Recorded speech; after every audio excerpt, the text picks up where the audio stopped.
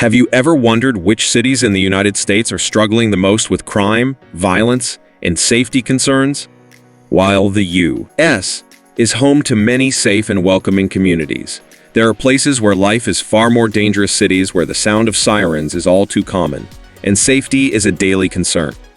Whether due to economic hardship, social inequality, gang activity, or under-resourced police departments, some urban areas are seeing crime rates that rival the worst in the developed world. In today's video, we're diving deep into the 10 most dangerous places in the United States in 2024. We won't be reading out a list. Instead, we're taking you through each city's story, understanding what's behind the statistics, and painting a realistic, unfiltered picture of what it's like to live in these urban battlegrounds. From coast to coast, we'll uncover what makes these cities risky, what's being done to fix it, and why change is so desperately needed. Now, buckle up, and let's take a gripping journey into the darker corners of the American dream. As the sun sets on certain American neighborhoods, darkness brings more than just nightfall. It brings fear, unpredictability, and the harsh reality of crime that residents face daily. While many parts of the U.S. enjoy relative safety and peace, others are plagued by escalating violence, drug activity, and socioeconomic turmoil. Our story begins in the Midwest, where an iconic city known for its jazz and barbecue also finds itself in the national spotlight for all the wrong reasons. Kansas City, Missouri has become a focal point in national discussions about urban violence in 2024. The city, often celebrated for its jazz heritage, vibrant art scene, and delicious barbecue, is also grappling with a grim and persistent reality: one of the highest murder rates per capita in the United States. The homicide numbers are alarming, and unfortunately, they're not showing signs of slowing down.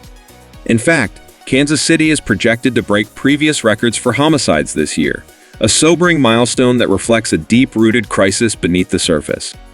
Much of the violence is concentrated in specific neighborhoods where gang rivalries, drug trafficking, and systemic poverty intersect. These areas are often overlooked when it comes to public investment, leading to a breakdown in community trust and a sense of abandonment. Residents in these parts of the city describe a feeling of living in a war zone where gunshots at night are common and safety can't be taken for granted. Yet, it's a city divided. On one hand, there are pockets of economic growth, new developments, thriving downtown districts, and entertainment hubs that attract tourists and boost local pride. But just a few miles away, there are communities where homes are boarded up, schools lack funding, and opportunities for youth are scarce. The contrast is striking, and it's in this divide that violence often festers. Law enforcement in Kansas City has acknowledged the crisis and has increased its presence in high-crime areas.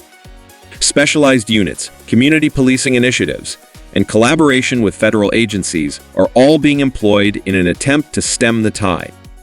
However, officers and city officials alike admit that policing alone won't solve the problem. The root causes: generational poverty, lack of education, limited job prospects, and racial inequality continue to act as fuel for the fire. Efforts by grassroots organizations and community leaders are helping, but progress is painstakingly slow.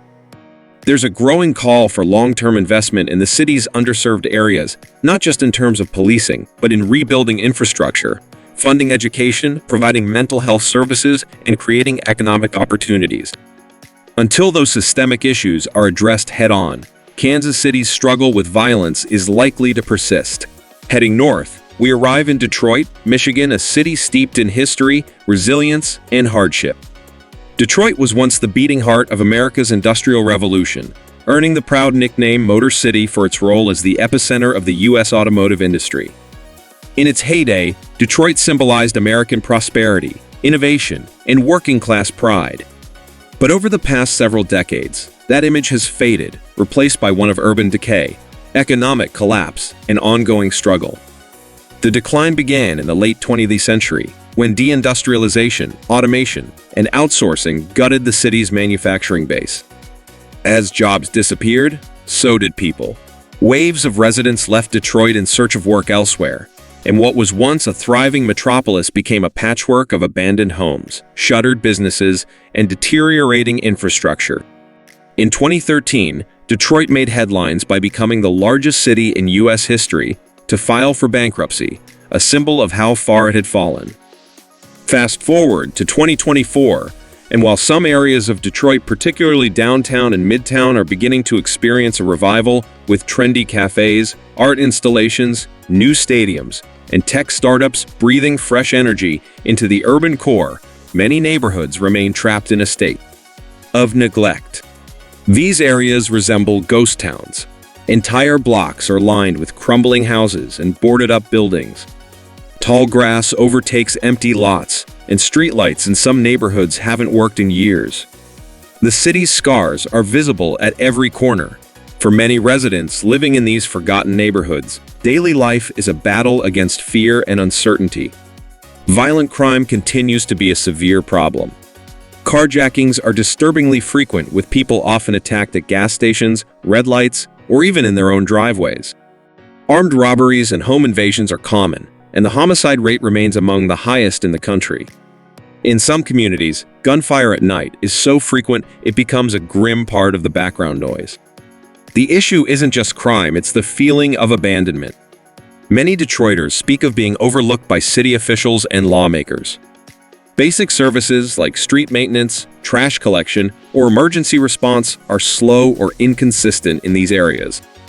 Schools are underfunded, job opportunities are limited, and access to healthcare and mental health resources is scarce. This neglect only deepens the cycle of poverty and violence, making it harder for communities to heal or grow. Traveling further east, we arrive in Baltimore, Maryland, a city where history runs deep, and the past often collides with the present. Baltimore is known for its picturesque harbor, cobblestone streets, and is the birthplace of the national anthem. It's a city that has given the world jazz legends, literary icons like Edgar Allan Poe, and a distinct culture defined by grit, pride, and resilience.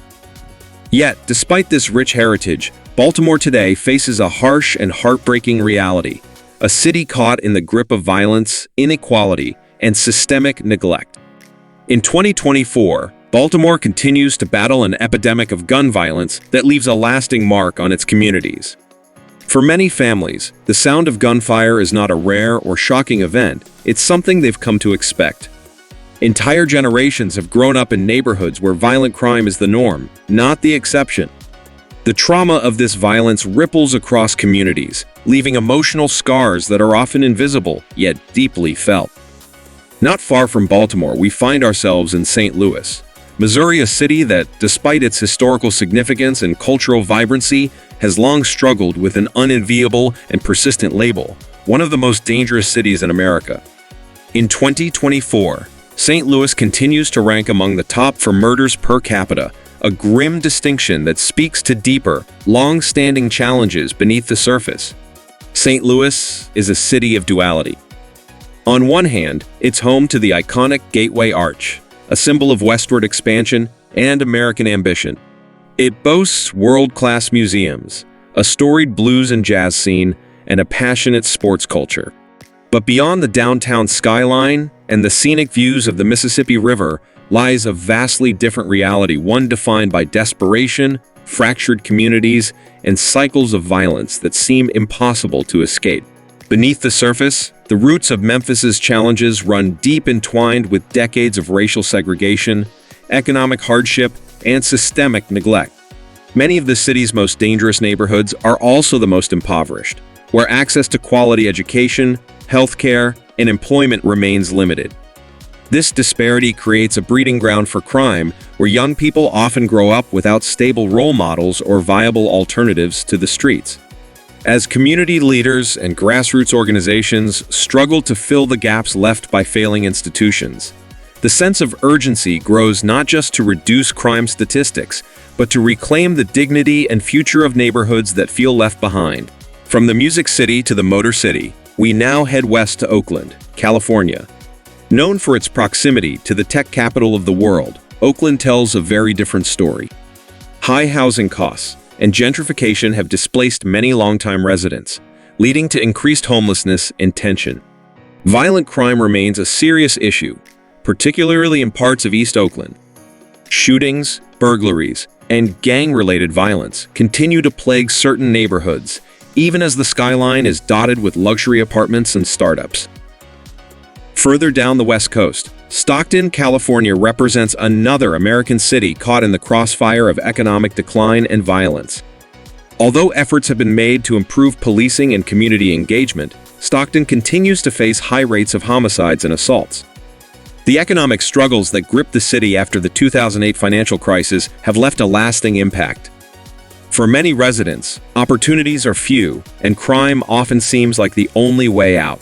Heading to the Deep South, Birmingham, Alabama is grappling with its own legacy of violence. The city, once a center of the civil rights movement, now finds itself battling new forms of injustice once tied to crime and systemic poverty. Gun violence has risen dramatically, and despite some investment in infrastructure and community centers, crime remains entrenched.